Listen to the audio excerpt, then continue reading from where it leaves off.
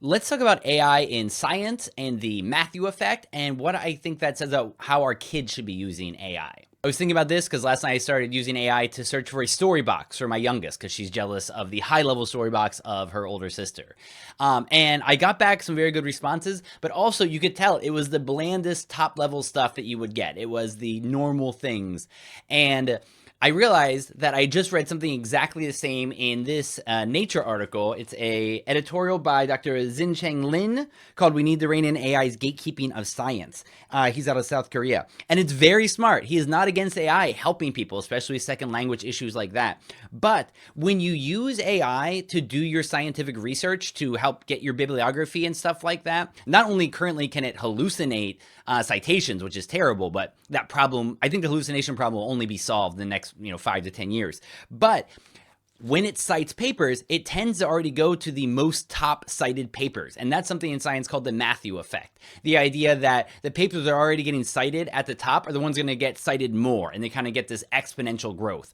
And you can see the same thing on Wikipedia. If Wikipedia is proving a point using one link, then all of the AI and all of us will tend to use that same link to prove the fact, even though there might be other links of equal or better value for proving that fact. So when you use AI as an answer machine, it can tend to give back bland responses, more Wikipedia level responses. But also, that's great for most questions you're going to have. When I'm asking questions about animals with my kids, the AI gives a perfectly good Wikipedia level response. But when I'm doing a deeper dive for something I know, like cannabinoid science, it can be helpful for a field that I think I know the answer to. I want to get it double checked, but you still have to double check on the more esoteric things. And so luckily I can use the combination of the own archives that I already have and what the AI finds and get to a more truthful answer. And I think that points forward to how kids can be using AI. And I actually got this idea from Nate B. Jones, who has an AI newsletter on Substack that is the most helpful thing of all the AI stuff I follow. I think he is great. He's on TikTok and makes videos.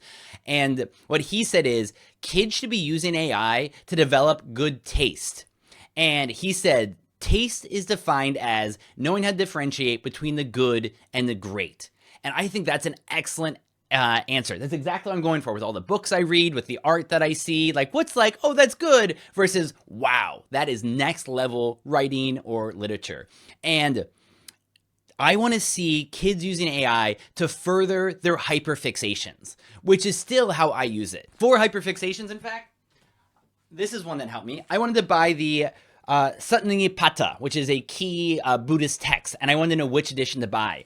AI was very helpful for helping me figure out which one to get that had the commentary in the background that was helpful for someone of my level. Not too much, but enough.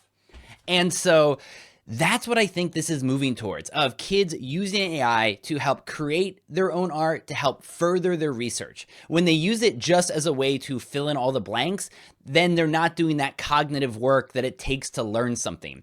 But if they're using it to find the sources where they're going to be doing that cognitive work and diving in deeper, that's what it's going to be helpful for. And so I think having AI help our kids develop their own taste and run down their own hyperfixations is going to be the most helpful thing about it in terms of learning.